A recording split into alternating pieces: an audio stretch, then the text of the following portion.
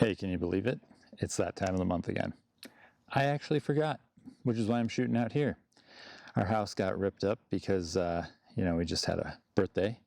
Happy birthday, Maddie Marie, 7 years old. So I did an IKEA hack on an entry table. I probably should be sitting in front of that table or showing it to you now, but it's buried under some things.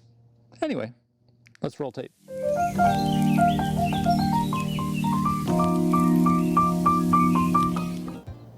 IKEA hack. Trendy. Coming at you. 10 years ago. Oh. It's the birthday girl. Pumpkin face. Yeah. Was that 6 years ago? That's about the best picture I have Of of the this entry table that we've had for about 15 years. 17. A long time. I know. It was taped up for, I don't know, a year. From the move. Yeah. Yep. It was just like in a corner, taped up. Yep. We kept the hardware. Great. Helpful. That's shocking. It's helpful. That is shocking. Let's put it back together, you know? Yeah. Here's some beautiful tapered legs. They're very pretty. A They're very little nice. gimmick to screw them into the top. I wanted to point this out. Do you remember when you bought this, you thought you had to drill holes into it? You thought that IKEA furniture needed to have holes drilled in it in order to assemble it? Do you remember that? Did I buy this with you? No, I didn't. No. You I bought had this it before you were before. dating me. Yeah. This was in your little apartment. I know. Yeah. I'm not sentimental, but I am about this table. So I'm wire brushing here. That's what I'm Okay. doing. This is vacuuming. Vacuuming up the dust. This is going to be a pretty This interesting is epic video. stuff. Oh yeah, this is gripping. riveted. You know? Yep. Okay, so you're wire brushing. Yeah, wire brushing. We have the wire brush link below. Yes, we do. Great. Well, I sent it to you. Yeah. Did you put it below? I will put it below. Ooh, hey. And you attach it to Behind your the scenes, folks. you attach it to your drill. Yes. Okay. Yep. It's one that you attaches to your drill. What's that? I also am using the AutoNet, the Merca sand net paper. Oh, that you love so much. Yep. That I love because Okay, it makes so you such quick stopped work. wire brushing. Yeah, so I was wire brushing and I was like, oh my gosh, this is just not taking off the amount of material that I would like it to. So I thought, why don't I start with the crazy sandpaper that takes tons of material off and then wire brush afterwards. We probably should have told the good people out there what we're trying to do. Oh, well, so I'm doing an IKEA hack on an old IKEA entry table. And it's a console table.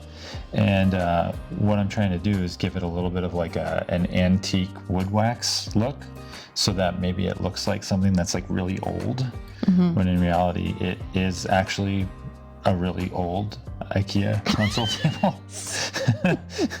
But you want to make it look like it's like 200 years old, even not older. 17. Yeah. Yeah. So you can kind of see the grooves that the wire brushing is creating here. Yep. Okay. Yep. So that's why you went over to sanding.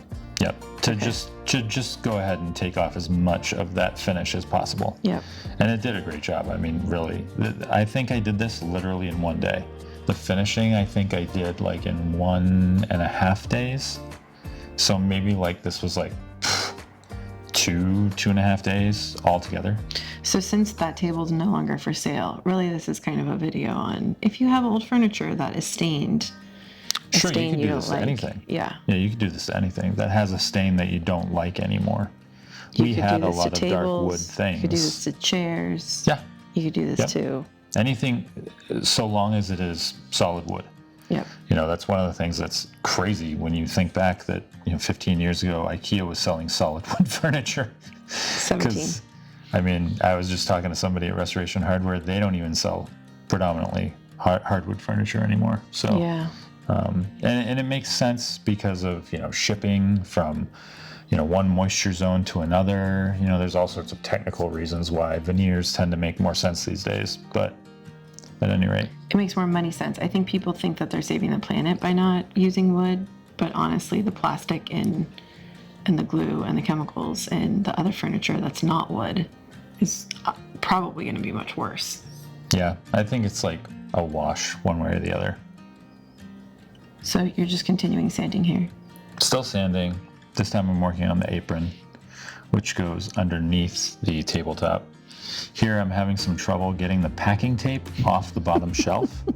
So I thought, I guess I will just scrape at it. Well, and I actually had a little success there. When it's been a year with packing tape, I can understand that. Yeah, that stuff was brutal. It was really brutal. It was just so stuck. Eventually I pretty much gave up and I was just like, I think I could sand this tape off. How did you get into these little corners on the edge here? Oh, you didn't have to because of the legs. Yeah, the legs go there, so I actually just left them alone. You can't see them whatsoever. I think I also, when I was building this initially, did something wrong with one of the legs too. Maybe. Like drilled in on the top as well. No, there were no holes in the legs that didn't really? belong there. Yep. Oh. We've got 4 legs. It's going to be a bummer to sand these, but we're going to try our best. So I just go to town on it with the sander. I mean, the thing is the sandpaper it makes such short work of stuff that even when I'm like, oh, I got a lot of sanding to do, it's really not that bad. This It's is the sandpaper unbelievable. that you tell the mailman about, right? I told the mailman about this sandpaper? No, but I feel like I did run over to the neighbor's house. I was like, wait. I know you're sanding your butcher block. Try this. Oh, I didn't even know that story. Oh, yeah. Ran over to Mike. I was like, you got to try this. Because he's like, I think I'm just going to buy a Festool Rotex, which is a very expensive sander. Okay. I was like, don't do it. Try this sandpaper first. Well, have you seen if it worked out for Mike or no? I think he's going to get the Rotex anyway. To be fair, we all want Festool That's true. in our lives. I was going to say, did you disappoint him because he could no longer get the He was festival? probably looking forward to the He Festool. probably was. I was like, yes. oh, let me throw this wrench in there. Yep. So a while back there, I was using a Dremel, Okay. a little Dremel tool to get some of the grooves on the legs. Oh, The okay. legs have this little like groove detail Yeah. right near the top. And that was impossible to get the sandpaper in. So now you put the little, what is this? this is the wire brush again. Okay. Yep. So I'm wire brushing now and making a big mess. It's a little messy in there. I was taking out some beach ball stuff the other day and I was like, why is there so much dust in here? There's no ability to put dust collection on a hand tool like that. No ability. I got Yeah, it. I mean, what are you going to do? Okay, gonna make a mess. so how did you learn the technique for wire brushing? Looks like you're holding it at an angle. I did it a lot of times. Okay. And then found what looked good. Like on the product, or you did it on, like you tested in it? the past. Got it. Like I had Okay. made some pegboards. Oh, that's right. Yeah. And some other things where like we were kind of trying to like somewhat distress the wood. Yeah. And so kind of figured that at an angle, kind of back and forth in the direction of the grain. What is this? Those are the directions. No, I found some IKEA directions in the garage and I thought maybe they would help me, but unfortunately they were IKEA directions for a bathroom vanity. You never use directions, so why would you pretend to use them here? I thought I'm not entirely sure how to put this thing back together. I kind of took it apart quickly. Hey, as long as you don't put 2 little holes at the end and drill Hey, through. I couldn't do worse than that, You right? can do worse, honey. No. Look, we got it together. It's really cute. Yeah. I like it a lot lighter. It's so nice. Yes. Oh, well. What? Then I darkened it. Well, So, a little bit. This is but- interesting. Look at this. There's like 10 pieces of wood that make this tabletop. Yes. What's really cool about that is there's very little heartwood here. There's even 2 pieces here on the apron. Okay. So what they've done is they've essentially, and the legs too, the legs are made from separate pieces. They're not all just one piece. Oh, interesting. That makes it so much harder for this thing to warp or get out of shape, right? By using That's why the you many always different- hate my large plank desires. Large plank desires, yes. Okay. Ladies and gentlemen, my wife always wants me to make everything out of like 2 pieces of wood. And I'm It like, always looks so that pretty. is not going to work out. It always looks It's going to so turn into pretty. a potato chip.